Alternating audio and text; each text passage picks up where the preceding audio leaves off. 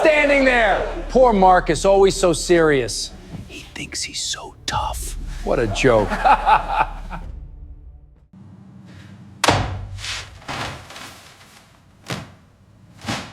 Look at this pathetic piece of trash. Why is this black janitor loitering here like he owns the place? Victoria Hartwell Pierce slammed the files onto the mahogany table, the sound echoing like a gunshot through the silence of the boardroom. She sneered, her eyes scanning Marcus's security uniform with pure, unadulterated disgust.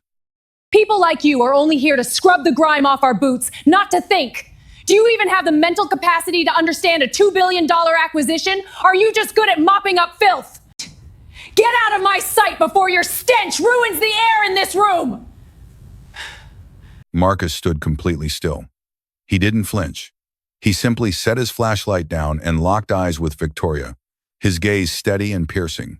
The room erupted in mocking laughter, oblivious to the fact that this disposable security guard was a world-renowned legal expert who had authored the very doctrine they were currently failing to understand.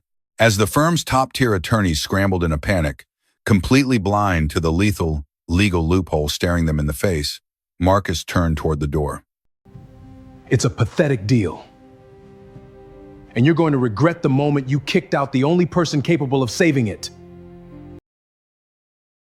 It was 11:47 p.m. on a Tuesday in November when the most important deal in Hartwell and Pierce's 40-year history started to die. The 47th floor of the Pierce Tower on Fifth Avenue was quiet, the way expensive places are quiet. Not silent, controlled. The kind of hushed, careful stillness that money buys and maintains with great deliberate effort. The conference room at the end of the hall, the one they called the boardroom, always with a capital B, in the same reverential tone one might use for the sanctum or the vault, had floor-to-ceiling windows overlooking a Manhattan that never slept.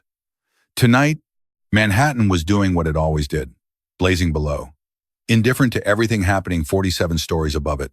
Inside the boardroom, around a table that cost more than most people's annual salary, sat 8 people whose evening was about to change permanently. Whether they knew it yet was a different matter. Kenji Yamamoto, 59 years old, CEO of Yokozuna Technologies, the third largest semiconductor manufacturer in Asia, sat at the far end with the posture of a man who had not reached his position by accident or inheritance. He carried himself with the specific stillness of a person who had learned, over decades and across cultures, that restraint is its own kind of power. That the man who speaks last in the room often understands the room best. Beside him, his chief legal counsel, Robert Ashe, 52, compact, watchful, with hands that stayed folded on a leather portfolio and eyes that missed very little. 2 deputy executives, whose names appeared on no public-facing company profiles. And Mrs. Yamamoto Haruko, who had insisted on accompanying her husband to New York, and whose presence at a negotiation of this magnitude told you everything you needed to know about the kind of man Kenji Yamamoto was. He did not make irreversible decisions alone. He never had.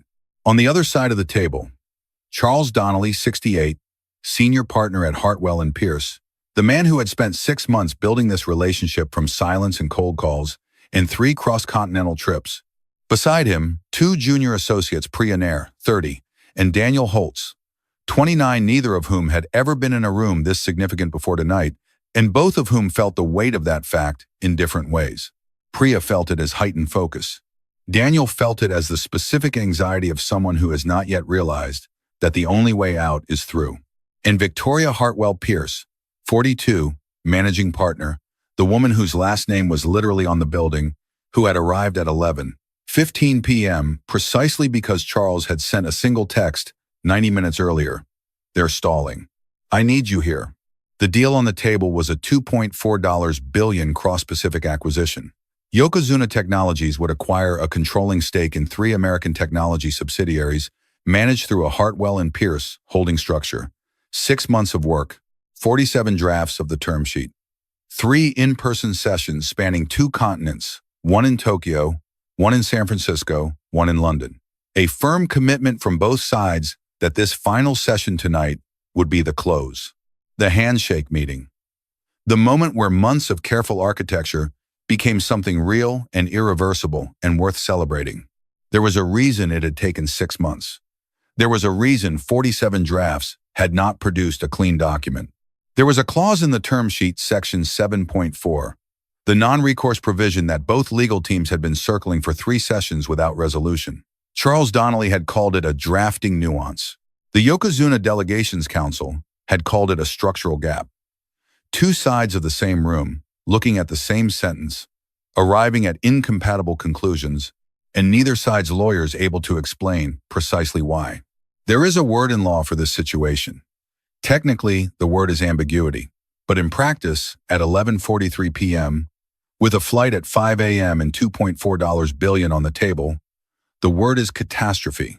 It was not going to be the handshake meeting. At 11:43 p.m., Charles Donnelly reached for his water glass. He stopped midway. He made a sound short, compressed, like something internal had been abruptly interrupted, and he put both hands flat on the mahogany table, and his face changed in a way that faces are not supposed to change in professional settings. Changed in a way that had nothing to do with negotiating tactics or deliberate affect. Priya moved first. She was around the table before Daniel had even registered what he was seeing. She called 911. She called for the building's medical response team. She told everyone to step back clearly and directly, in a voice that was 10 years older than she was and exactly what the moment needed. She folded her jacket and slid it under Charles Donnelly's head as he was lowered to the floor by 3 hands at once, and she stayed beside him, talking to him in a voice that was only for him.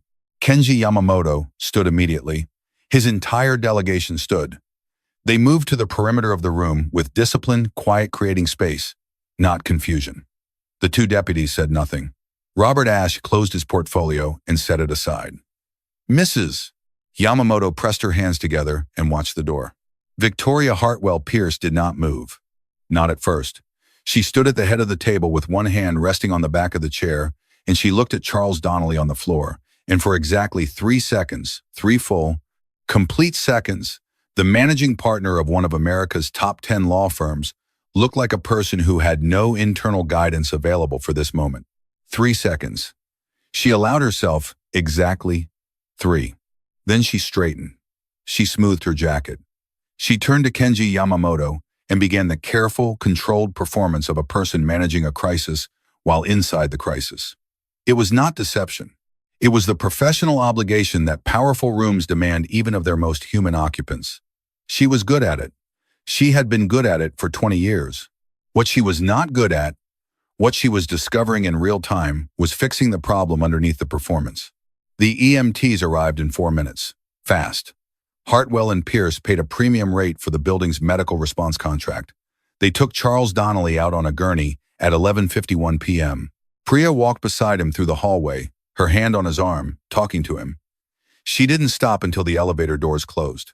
7 people remained in the boardroom. $2.4 billion on the table. A deal that had exactly until 4:30 a.m. before the Yokozuna delegation had to leave for JFK. And no one left in the room, not one person on the Hartwell and Pierce side, who spoke a word of Japanese. Marcus Webb had been working the night shift at Hartwell and Pierce for 3 years, 2 months and 11 days.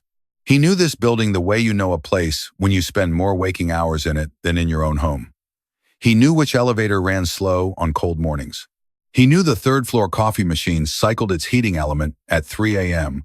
with a sound like a small explosion if you forgot to switch it off beforehand. He knew the boardroom on 47 had a heating vent that occasionally caught the smell of whatever Mrs. Alvarez was cooking on 46 at night, and that sometimes, very late, the 47th floor would smell faintly like something warm and good, and entirely at odds with the nature of the work being done inside it. In 3 years, Victoria Hartwell Pierce had said 5 things directly to Marcus Webb. He had counted. Not because he was keeping score, because he was paying attention, because that is what you do when you are a person trained to observe, and you are placed in a situation where observation is all you are permitted. The first time, the freight elevator needs to be clear by 8, delivered without looking at him, walking past the desk, coffee in hand, the first week of his employment. The second time, can you make sure the parking validation is sorted before the Meridian people arrive, also not looking at him? The third time, there's a situation on 12. 3 words that meant, go handle it and don't ask me questions about it. The fourth time, good morning, said to him once, accidentally, when she was reading something on her phone and rounded the corner into the lobby and nearly walked into him, and the social reflex fired before she realized who she was addressing. She had recovered instantly, continued walking, did not repeat it. The fifth time was tonight. Secure the floor. That's what you're here for. 5 interactions. 3 years. 2 months. 11 days. Marcus had been a professor for 14 years. He had supervised dissertation students who went on to hold endowed chairs. He had given a keynote at the International Law Association annual conference in Tokyo in front of 400 people. He had received a standing ovation, quiet, sustained, the particular applause of a room full of people who have just heard something that reorganized their understanding of a field they thought they knew. In this building, in 3 years, he had had 5 conversations. That's not a complaint. That's a data point. That's the specific texture of invisibility. He was 6'1". He was not a man who disappeared in rooms. He disappeared in this building because this building had decided what he was, and having decided, did not reconsider. He held the elevator door. He managed the parking vouchers. He stayed until the ambulance came and held the hand of the man having the heart attack because nobody else stayed, and someone should. And that is what Marcus Webb did. He stayed when he was supposed to go, and he went when he was supposed to stay, and he always made the right call because he had spent his entire life developing the judgment to make right calls. And nobody in that building knew it. Until tonight. He was 6'1", built lean, with close-cropped gray at his temples that had arrived 8 years earlier than biology typically demanded. He wore the Navy uniform of the building's contracted security company, the way a practical person wears a practical thing without apology, without attempt to make it something it wasn't. It was a uniform. He wore it. His station was the lobby desk. His beat was the ground floor, the parking structure, and whatever the elevators delivered to him. Tonight, the elevator delivered him to 47. The call came through his radio at 11:52 p.m. Medical emergency, boardroom level, EMTs inbound, access management needed, secondary hallway to be cleared. Standard protocol. He clipped his radio and stepped into the elevator with the calm efficiency of someone who has responded to building emergencies enough times that each individual one no longer has its own particular texture. You do the job. The job is clear. You do it. He stepped off on 47. The EMTs were already moving fast down the corridor. Marcus cleared their path without being asked, held a door, directed the building's night manager to the freight elevator, communicated with the lobby about access timing, managed the small clusters of junior staff who had appeared in the hallway in various states of shock and uncertainty. He did everything exactly right, the way he always did, with the quiet, deliberate competence of someone who had been doing things exactly right for a very long time. In rooms where no one was paying attention to how well it was done. He watched Charles Donnelly brought out. He held the service elevator. He stayed until the hallway was clear. Then he was alone in the corridor outside the boardroom. Through the glass wall, he could see the remaining people inside. He could see Kenji Yamamoto standing at the window with his hands clasped at his back, looking at Manhattan. The stance of a man who is being patient because he has decided to be patient, not because the situation warrants it, because he has chosen it. That is a different kind of patience. It has a limit. He could see Robert Ashe sitting at the table with his closed portfolio in front of him, and an expression Marcus recognized immediately with the precision of someone who had spent 2 decades in rooms where that expression appeared.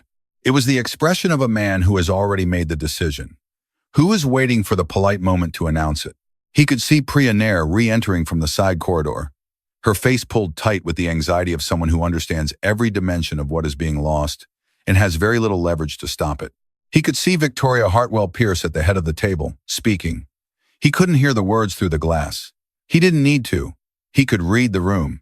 30 years of reading rooms, most of them courtrooms, classrooms, faculty offices, and conference halls, 3 of them this lobby had given him a fluency in collective human body language that no graduate program puts in a syllabus.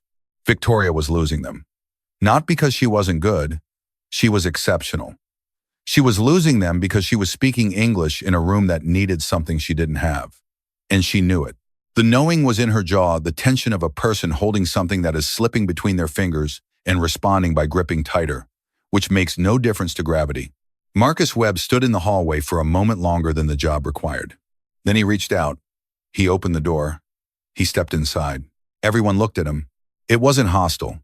It was the automatic refocus of attention that uniformed people receive when they enter rooms where they weren't expected. Brief, almost reflexive.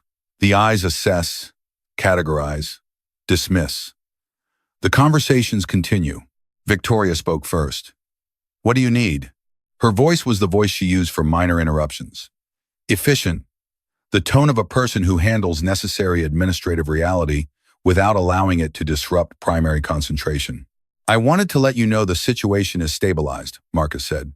"Mr. Donnelly is in good hands. The building's medical director is on his way up to give you a status update. I can be reached on the floor if you need anything." He paused. "I also wanted to say," he stopped. He looked past Victoria, at the room. At Yamamoto still by the window. At Ash, with his hands on the closed portfolio. At the subtle, expensive silence of a room where everyone is pretending a different conversation is possible than the one that is actually happening. "I can help you," Marcus said. A silence with texture, the kind you feel against your skin. Victoria Hartwell Pierce tilted her head approximately 2 degrees. Not in curiosity, in the manner of someone tipping a glass to check if it's empty. "I'm sorry," she said. "With the meeting." His voice stayed even. Factual. The voice of someone who has decided that calm is both a principle and a tactic. "I have some background in the meeting." She repeated it with the kind of precision that makes repetition function as ridicule.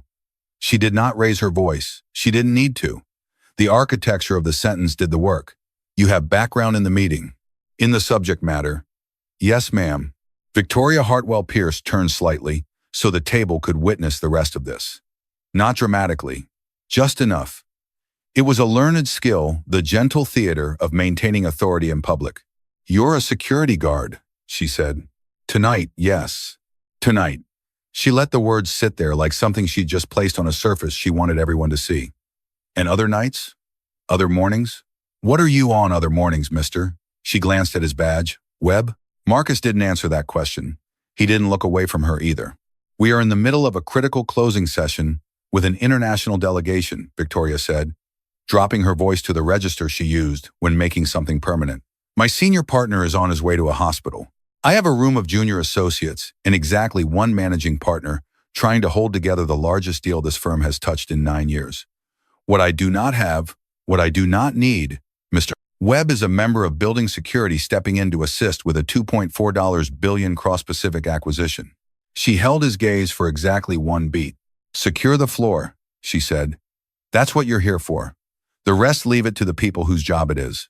In another life, in the life where the system had worked the way it was supposed to, where he still held the chair and the faculty card in the office, with the window on 116th Street, Marcus Webb might have said something then. He had the vocabulary for it. God knows he had the standing for it, or had once. But he had learned, in 3 years and in the years before those 3 years that were actually harder, that the places where you have the most to say are often the places where saying it costs more than it's worth. He nodded. He took 1 step back toward the door. He put his hand on the frame. He was through it. Almost. That's when Kenji Yamamoto spoke. He spoke in Japanese. A quiet, private comment to Robert Ashe, the kind people make when they're confident no one present understands them. His voice was low, unhurried, faintly resigned. The voice of a man who has been in too many rooms like this one.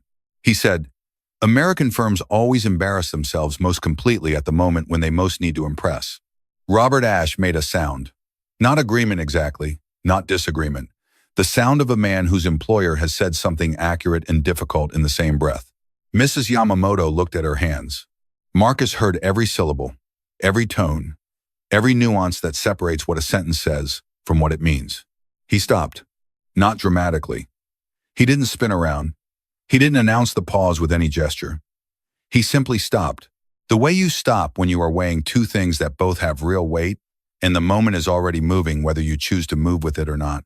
He thought about 3 years of holding elevator doors and logging parking permits and carrying a radio that crackled his name into a lobby where no one looked up when he answered it.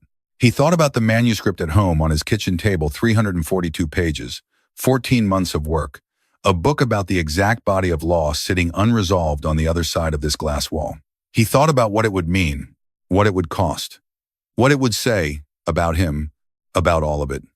If he walked away from this door now, he thought about Kenji Yamamoto's voice, the quiet exhaustion in it, the decision already forming behind it.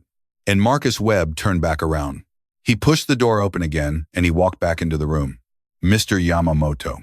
He said it in Japanese, not the careful, deliberate Japanese of a student demonstrating preparation, not the hesitant Japanese of a tourist with a phrasebook. This was fluid, tonal, precise, carrying the Beijing-adjacent register of someone who had spent 2 academic years at Waseda University, immersed in the language from every direction, who had read Meiji-era legal opinions in original Japanese for intellectual pleasure, who had taught graduate seminars in Tokyo in a language that was not his first and had never made his students feel the difference. I apologize for the interruption. My name is Marcus Webb. Before I was here, I was a tenured professor of international corporate law at Columbia Law School. I have read the current draft of your term sheet, and I believe I can identify the structural issue in Section 7.4 that has prevented resolution across the last 3 sessions. The room did not go quiet. It went still. There is a difference. Quiet is about sound. Still is about breath. About the collective, unconscious decision of every person in the room to stop doing what they were doing because something is happening that has priority over everything else. Priya Nair stood at the edge of the table with her notepad in her hands and her pen frozen in the air, and an expression like someone who has just seen a storm move inland in the wrong direction and understands, before anyone else in the room, what that means. Daniel Holt stared at Marcus with his mouth not quite closed. Victoria Hartwell Pierce stood at the head of the table and went absolutely still in the way that only happens when the brain is processing something so far outside its prepared categories that it needs a moment before it can generate a response. Kenji Yamamoto looked at Marcus Webb for a long time. His face was composed, still, unreadable in the way that only comes from years of practice. But his eyes shifted, a specific kind of attention that is different from social awareness. The attention of someone who has just encountered something unexpected that might be exactly what was needed. He responded in Japanese.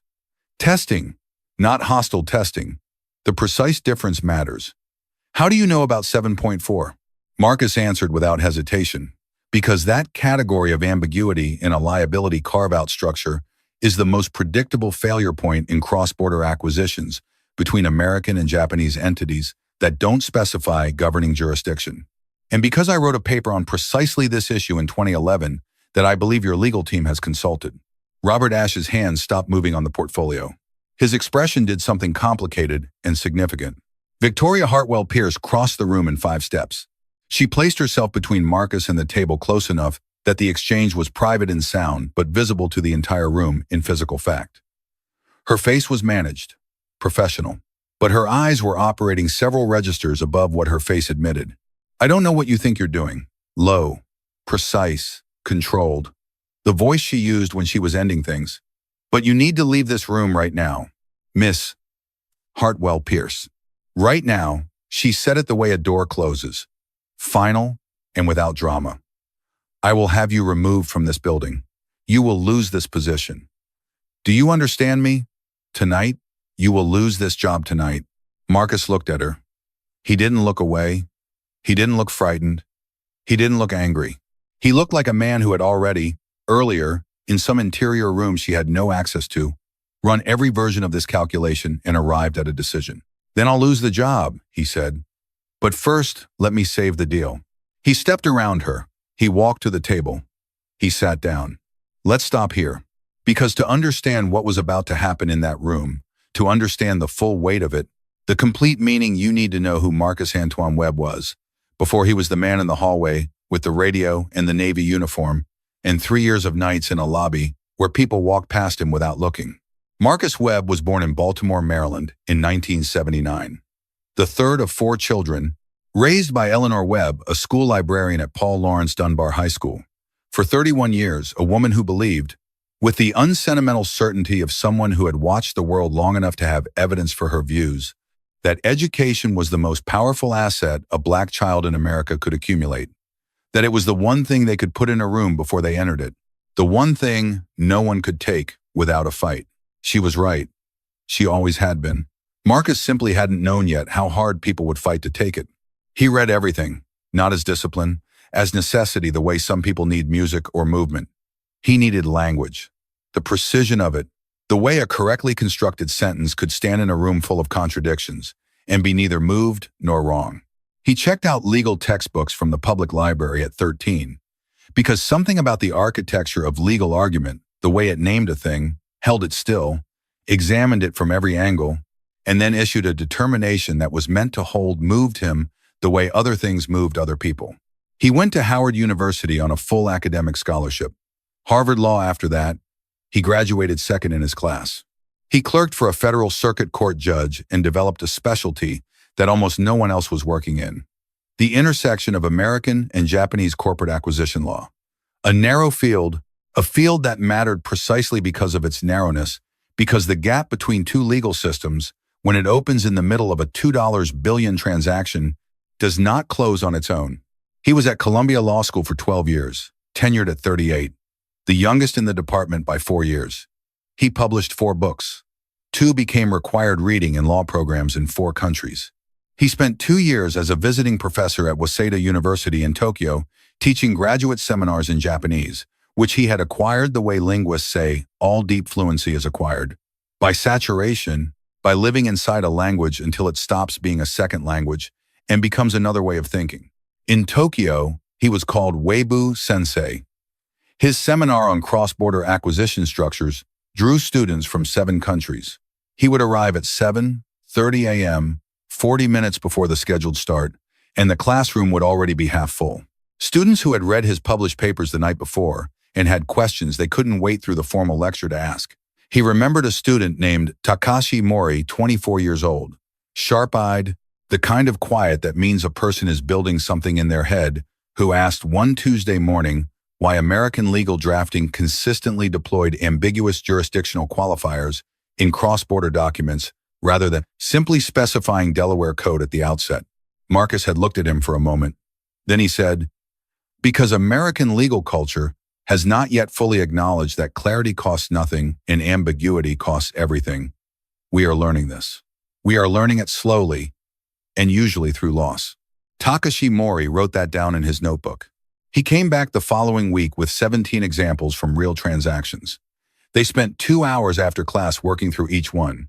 That conversation became, 3 months later, the first draft of the paper that would be published in the Columbia Journal of Transnational Law and cited 11 years later by Robert Ashe's Tokyo office in 18 separate transaction analyses. Marcus came back from Tokyo with a paper that would be published in the Columbia Journal of Transnational Law in 2011 under the title Parallel Liability Thresholds in Cross-Pacific M&A Structures, a comparative analysis of Delaware and Japanese commercial code interpretations. It was cited in 3 federal appellate opinions. It was cited by the International Chamber of Commerce 7 times. It was cited twice by the Supreme Court of Osaka. Robert Ashe's firm in Tokyo had been calling it, informally, the Webb Doctrine for a decade. None of the people at Hartwell and Pierce, who had spent 6 months working on the Yokozuna deal, knew the paper by its author's name. They knew the Webb Doctrine. They had been instructed to consult it. They had not consulted it. And so the structural flaw it would have identified had remained in the term sheet through 47 drafts, unresolved, quietly destroying the deal from the inside, like a crack in a foundation that no one had thought to look for because the surface was clean. In the fall of 2018, a student named Pierce Whitfield enrolled in Marcus's advanced seminar on international mergers and acquisitions. Pierce Whitfield was the son of Senator Randall Whitfield of Virginia. He was poorly prepared and chronically absent and submitted a final paper that contained 40% of its word count lifted directly from a 2014 Brazilian Law Review article. Marcus failed him. He filed a report with the university's Academic Integrity Board as the faculty handbook required. He did exactly what he was supposed to do. What he did not do, what he could not have known to do, was anticipate what came next. Because no honest person ever fully anticipates what entitlement is willing to deploy in its own defense. No person who has built their life on the merit system is ever fully prepared for the discovery that the merit system does not apply equally to everyone it claims to serve. What happened next took 18 months and cost him everything he had spent 20 years building. Senator Whitfield made phone calls. The kind of calls that senators make when they have held their seat for 3 terms and know which calls to make and in which order. a board of trustees member, a legal trade publication editor, a senior partner at the firm that managed the senator's campaign finances, a firm that was also, as it happened, the largest single donor to Columbia Law School's International Programs Division. The accusation was specific enough to be credible and ambiguous enough to be impossible to fully disprove. Grant fund misappropriation. The university investigation ran for 7 months. It found nothing that could be formally sustained. Marcus was not fired. He resigned. Because there is a difference between being cleared and being restored.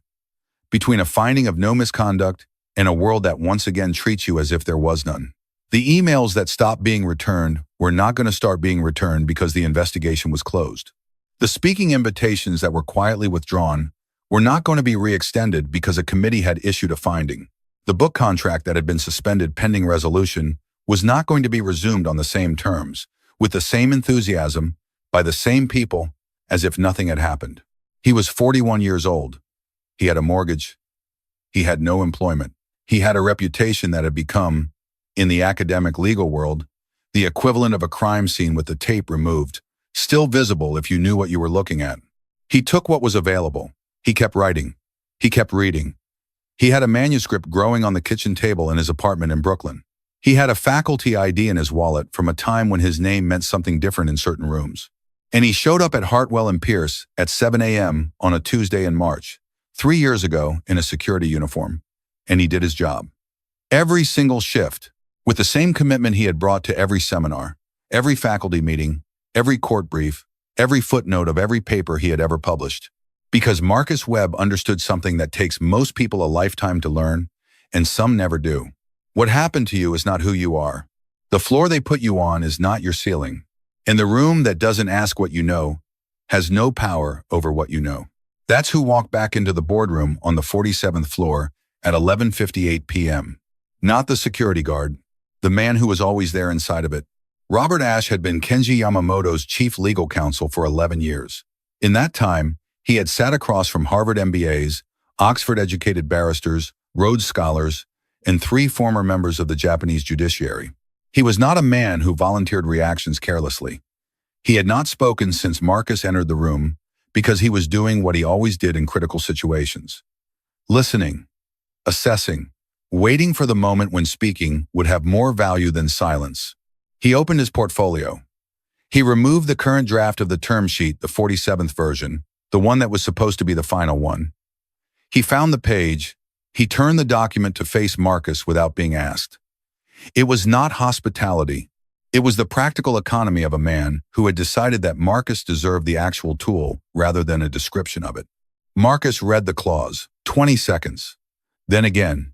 Then he picked up the pen lying beside Priya's notepad and made 3 marks in the margin. Clean, precise. The marks of someone who doesn't need to think about where the marks go. Here, he said. He spoke in English. Now the legal language was English, and the analysis required everyone in the room to follow it. He addressed the full table. Both sides. The non-recourse provision in 7.4 deploys the qualifier substantially, all without defining the governing jurisdiction for its interpretation. Under Delaware corporate practice, substantially all typically triggers at 80% of total asset value. But your term sheet references applicable law rather than Delaware code, which means under the Japanese Commercial Code and specifically under the Osaka High Court's 2009 reading of Article 467, that same phrase carries a materially different threshold. And the gap between those two interpretations is wide enough that if either party pursues an exit down the line, the exclusivity clause becomes unenforceable under one reading and absolutely binding under the other. Nobody moved. This isn't a philosophical disagreement between your teams, Marcus continued. It's a drafting error, a single clause in the definition section.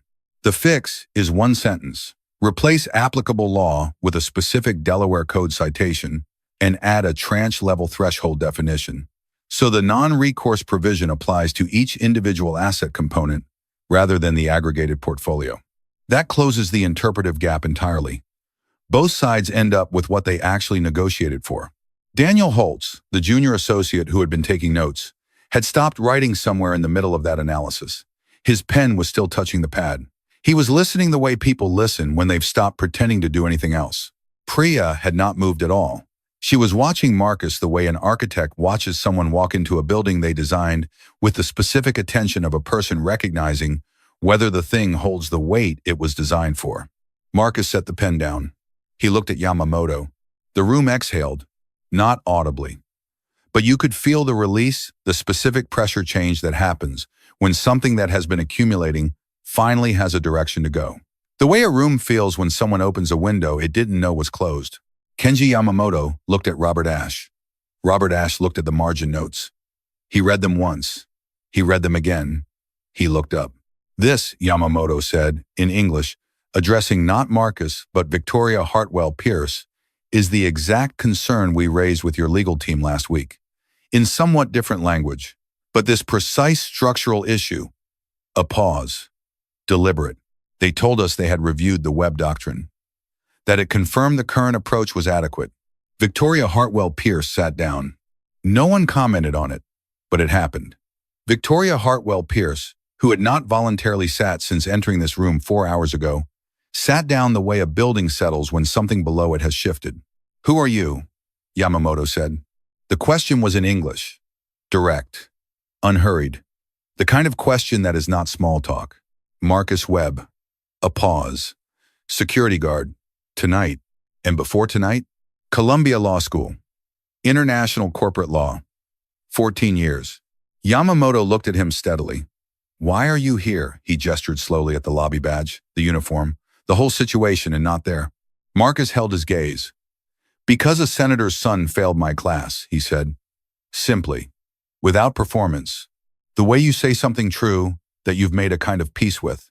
Even though peace is not the same as acceptance, and acceptance is not the same as forgetting, Priya Nair had been quiet since re-entering the room. Noticeably quiet. The kind of quiet that is not passivity, but its opposite. The focused, disciplined quiet of someone gathering more than they are spending. Her notepad was open. Her pen was moving. Not with the notes Priya always took in client meetings, but with something more urgent, less formal. She was writing fast. In between lines, she was doing something else. Her phone was in her lap. She had 3 databases open. She was searching. Webb doctrine, she typed first. Then Marcus Webb Columbia Law. Then parallel liability thresholds cross-Pacific acquisitions.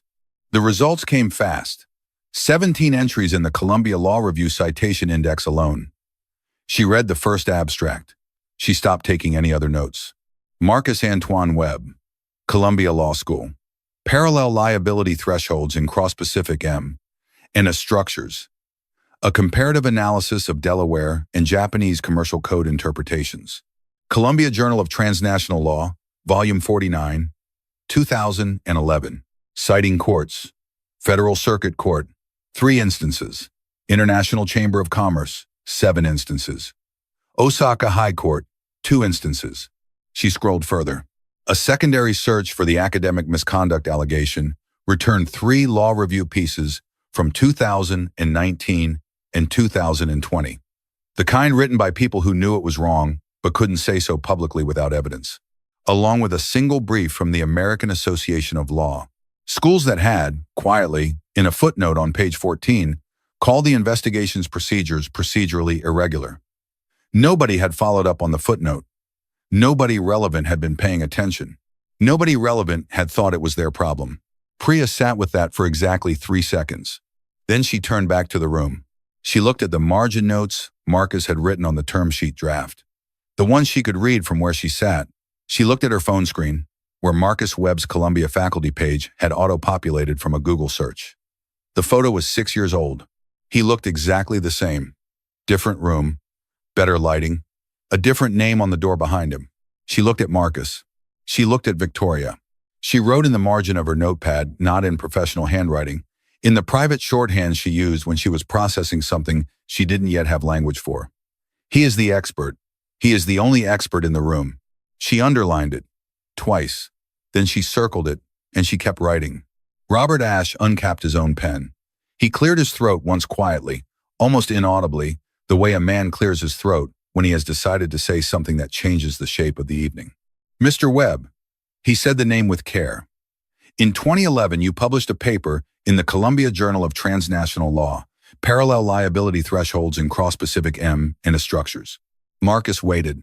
Our legal team in Tokyo has referenced that paper in 18 separate transaction analyses over the past decade.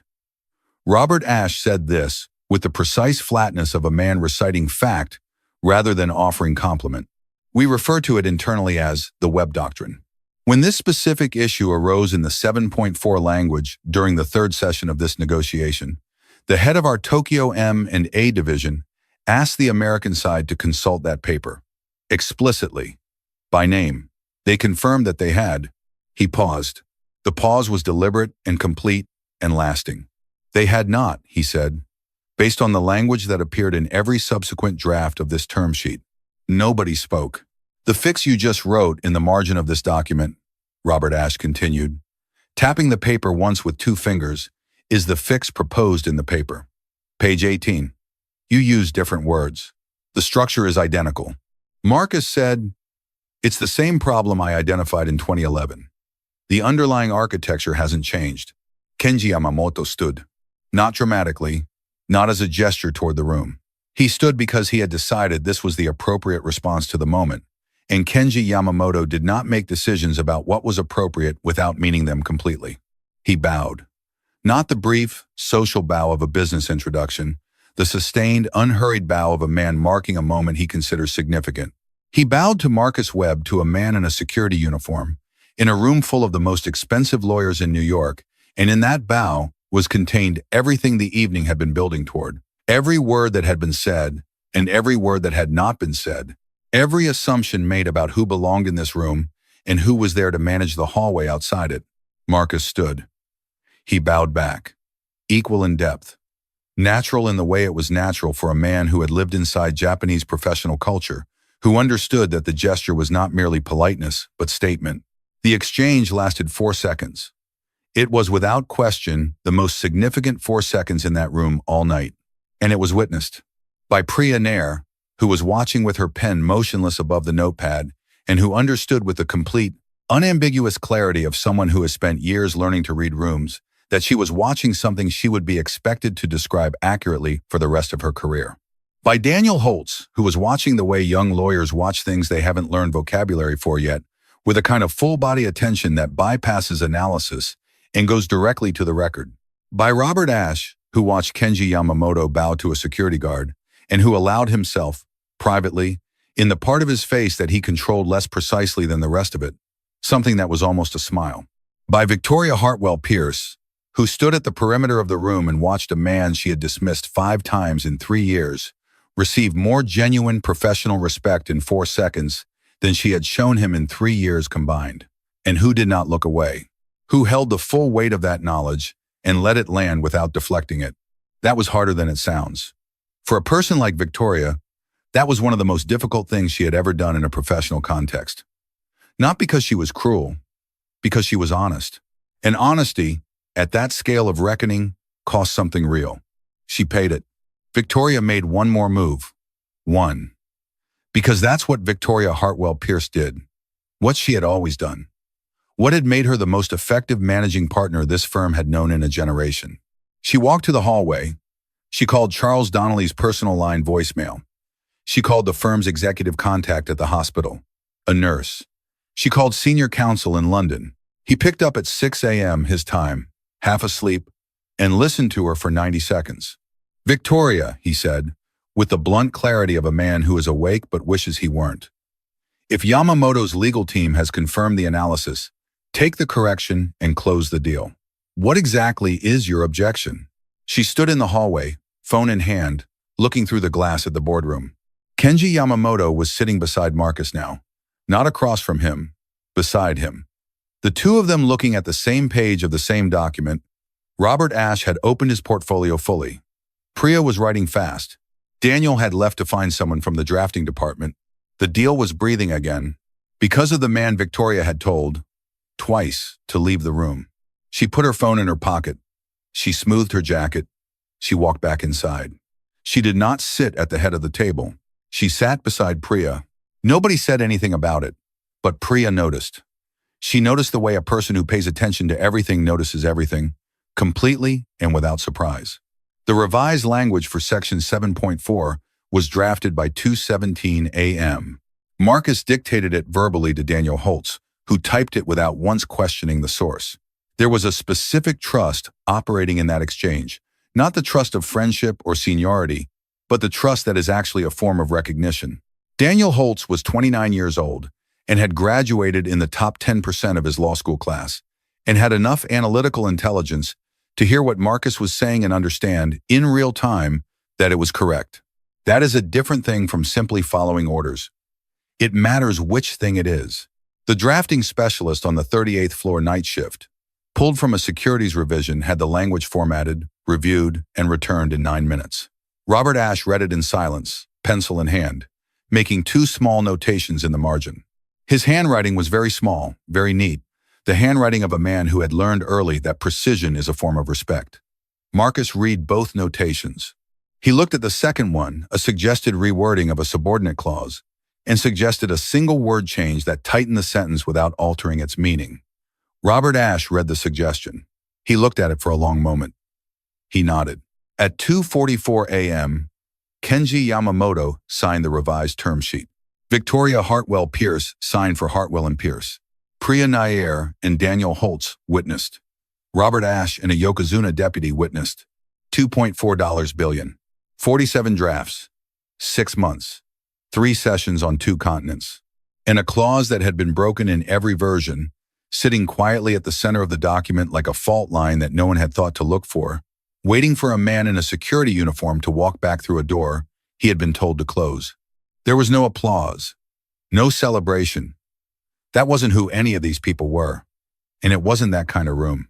There was a silence that was different from all the silences that had preceded it, not the silence of tension or resistance or assessment, but the silence of completion, the specific, irreplaceable quiet that follows when a thing that was supposed to happen has finally happened, and the world has returned to the correct shape. Mrs. Yamamoto Haruko, who had not spoken once during the entire session, reached across the table and touched the back of Marcus's hand with 2 fingers, lightly, briefly. The gesture of a person who knows the right gesture for this moment and makes it without performance. "Thank you," she said in Japanese. "It was my honor," Marcus answered, and meant it. Because honor is the word for when what you do and who you are finally in the same room at the same time. Kenji Yamamoto reached for a pen, not a business card. He wrote on a sheet of the firm stationery the heavy cream stock with the embossed letterhead, and he slid it across the table to Marcus without ceremony. "Yokozuna Technologies requires a head of cross-Pacific legal strategy," he said. "A staff position, not consulting, staff.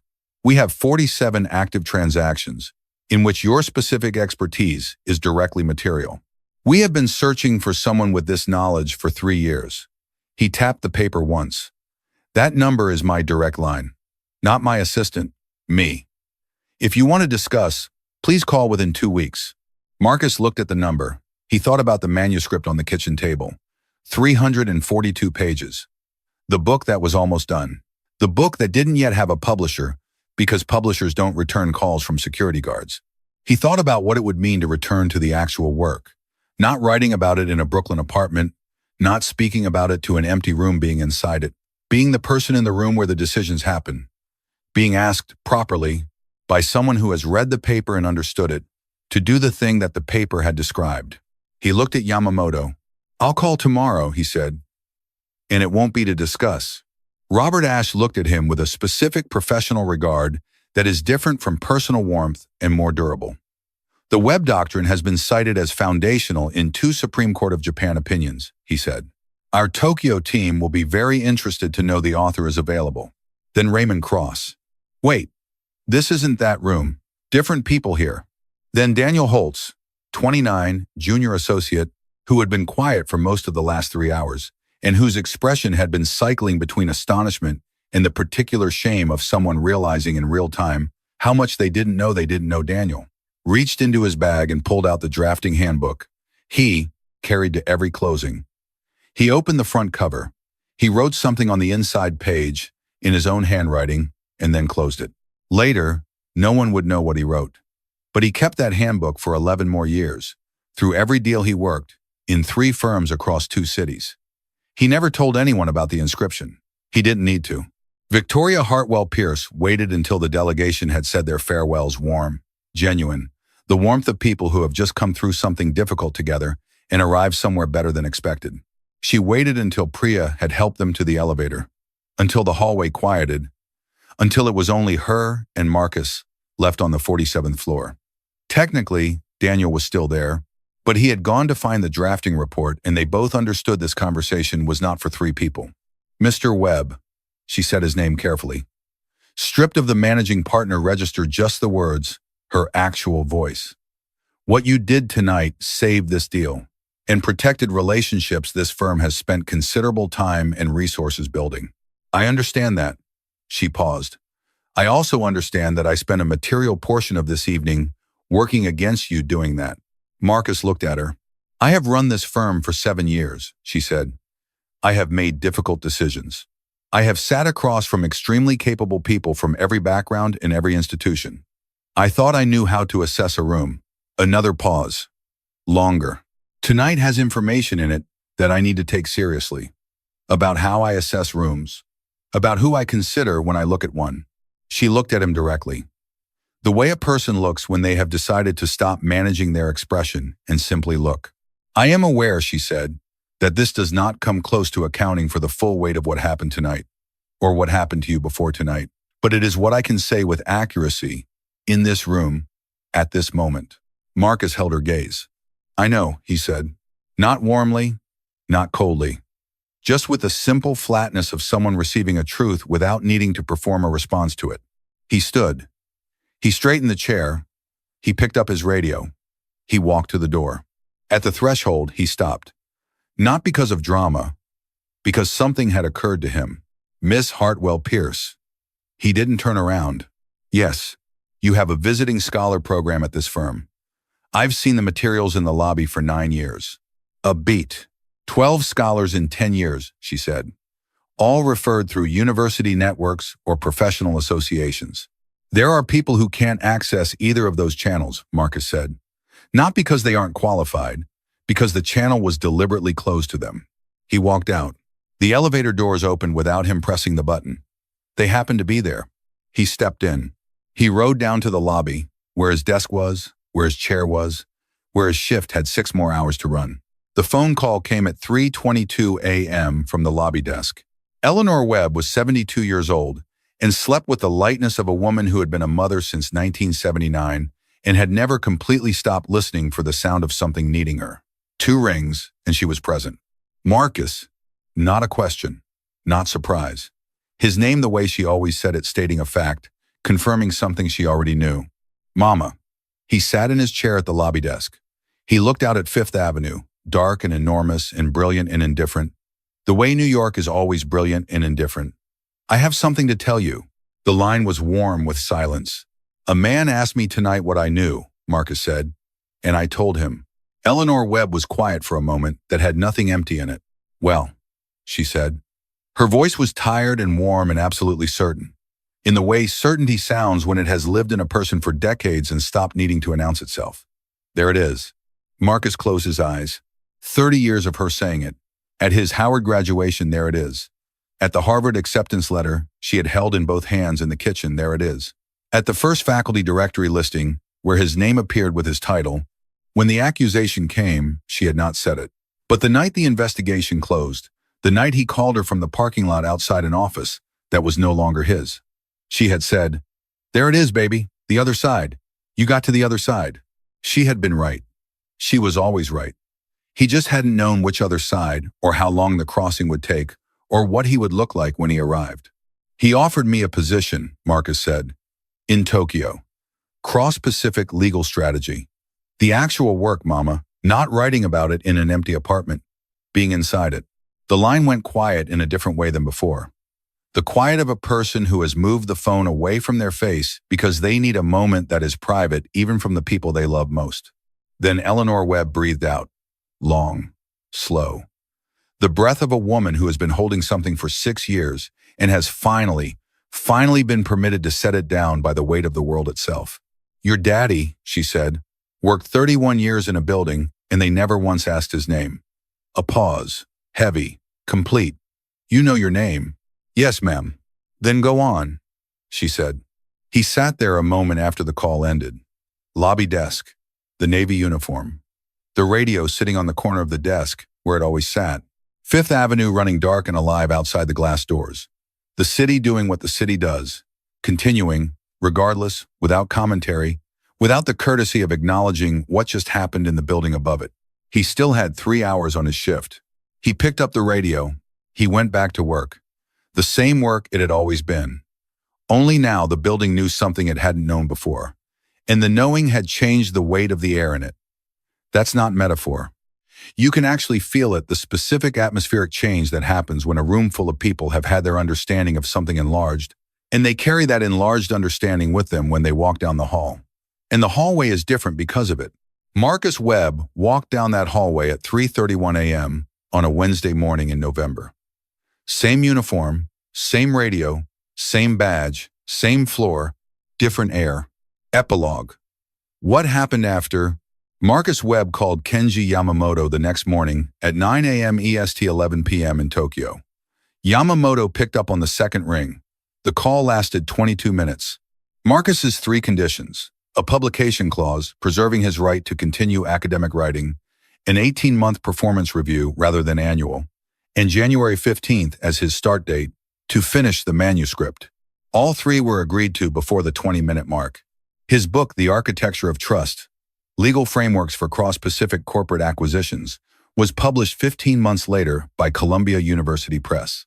It carried a dedication to Eleanor Webb and an author's note that read, "For the women at the Dunbar High School Library who told me there was no such thing as a book that didn't belong to me, it sold 11,000 copies in the first 6 months. That is, for an academic legal text, an extraordinary number." The publisher called it unprecedented. They were accurate.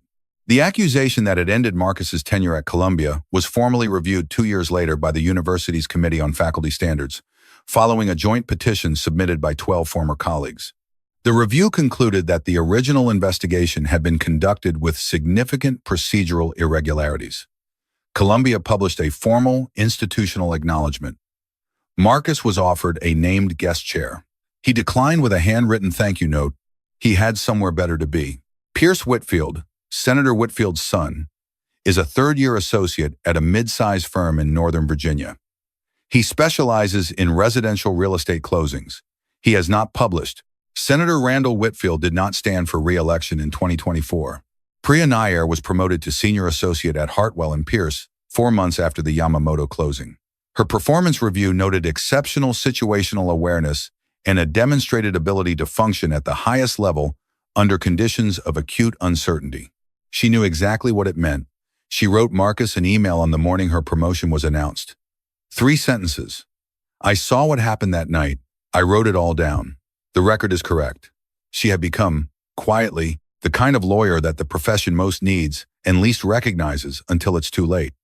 The one who understands that accuracy in the record is not a clerical function, but a moral one. Daniel Holtz made senior associate 2 years later. He still has the handbook. The inscription on the inside cover has never been discussed with anyone. Some knowledge is private, not because it should be hidden, but because it belongs to the person who carries it. Victoria Hartwell Pierce made one proposal to the firm's executive committee in December of that year. She proposed a visiting scholar program expansion, 12 positions annually, 4 of which would specifically target scholars who had experienced professional displacement through institutional pressure or external interference.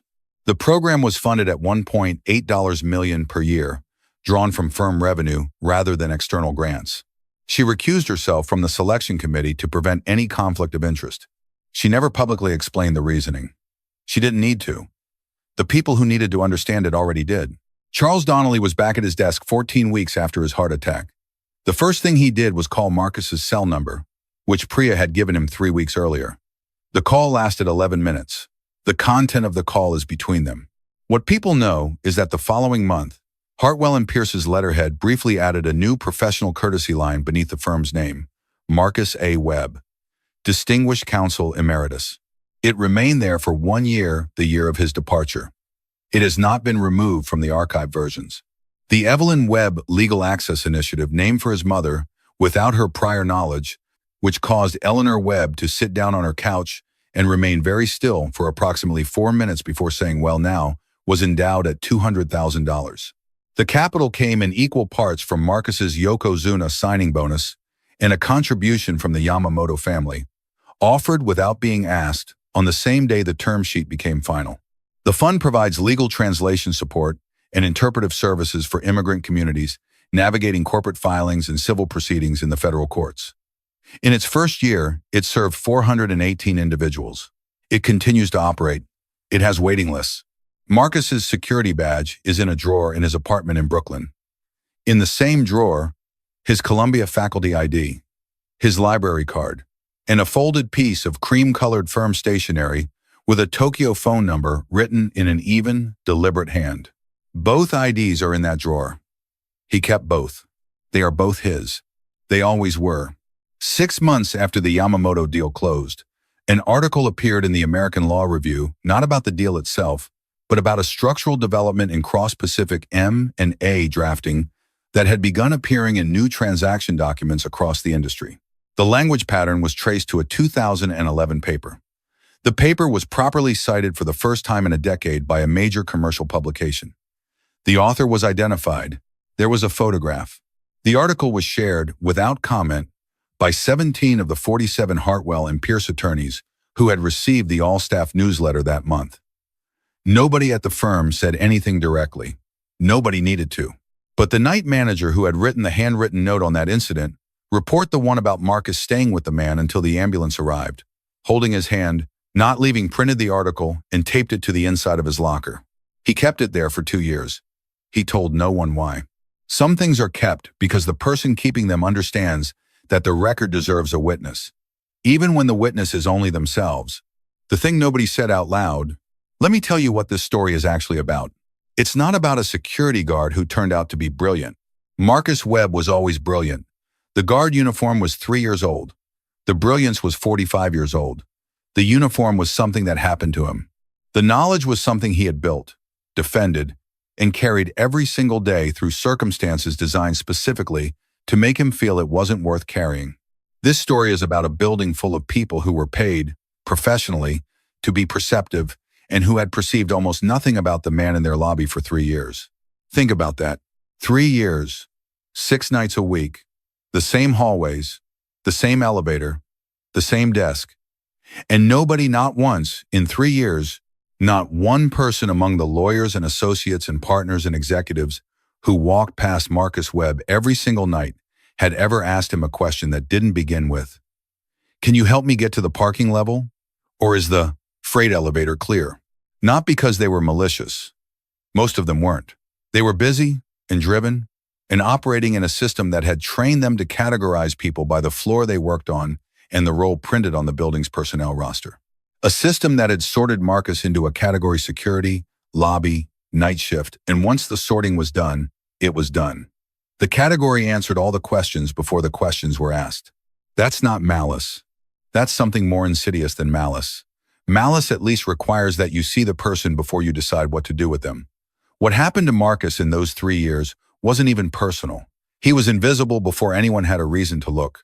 And the $2.4 billion deal, the 47 drafts, the 6 months of work, the 3 in-person sessions across 2 continents, was dying because of a flaw that the man in the lobby could have corrected in the time it takes to ride the elevator up. But nobody asked. Nobody in 3 years thought, "Let me find out what the man at the door knows. Here is what I want from you. Tomorrow morning, the commute, the coffee, the building you walk into, the person who holds the door, the one who keeps the hallway clear, the one behind the counter or the front desk, or the uniform, or the name tag. Look at them, not past them, at them, the actual person. Ask one question you have never asked before. Not, can I have the check, or where is the elevator? Something real.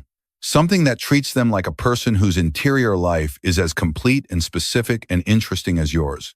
What are you working on? What do you read?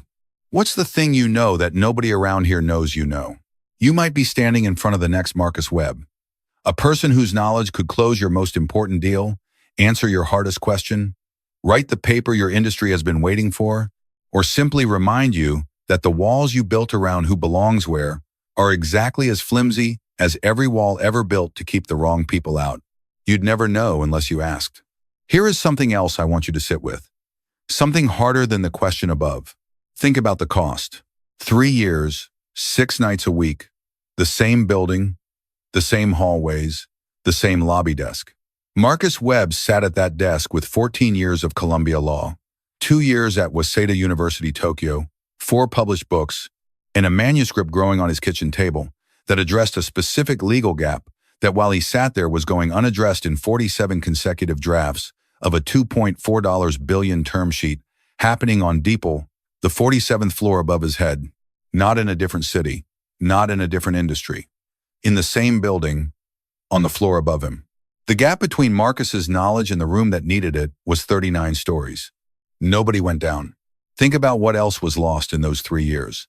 Not for Marcus, he found his way through, but for the deals that died before someone turned back through the door, for the contracts that carried the wrong language because the right person wasn't asked, for the clients who lost money, time, opportunity, because the expertise that could have saved them was standing in a lobby holding a security badge and nobody thought to ask what else it might be holding. Think about your building, your hallways, the people whose last names you don't know, whose job titles you've never questioned, whose faces you see every morning and recognize without ever having truly seen. One of them might be carrying something your organization desperately needs. You'd never know, unless you asked. Drop a comment right now. Tell me, what do you carry that nobody around you has thought to ask about? The degree that isn't in your title. The language nobody knows you speak. The manuscript on the kitchen table. The thing you built in the years you were invisible. Tell me what it is. Because I want every person watching this to understand something that took Marcus Webb 3 years of night shifts to prove to a room full of people who should have known better. The world does not lack talent. It lacks the willingness to look for it in the right places. Like this video. Share it with someone who needs to hear that what they know matters, especially on the days when the room doesn't know it yet. Subscribe, because every week we find the people the world walk past without stopping, and we tell their story until the world has no reasonable excuse left for not knowing it. Marcus Webb didn't win because he spoke Japanese in a room that needed Japanese. He won because he walked back through a door that someone had just told him to close behind himself. He turned around because he knew something, and he had decided long ago, in the years before the uniform and before the lobby desk and before the elevator key, in the years when Eleanor Webb was telling a boy in Baltimore that education is the one thing nobody can take without a fight, he had decided that knowing something and staying silent about it when it mattered was its own kind of surrender. He had already lost enough. He did not surrender again. He turned around. The door was open. He walked through it. And 3 years of invisibility, 2 months, and 11 days of night shifts, and a false accusation, and a destroyed career, and a manuscript on a kitchen table, and a faculty ID in a wallet, and a mother who had been right about him since 1979, all of it came through that door with him. All of it. He carried it all. He always had. The world had to catch up. The world always has to catch up. But it does. If you turn around,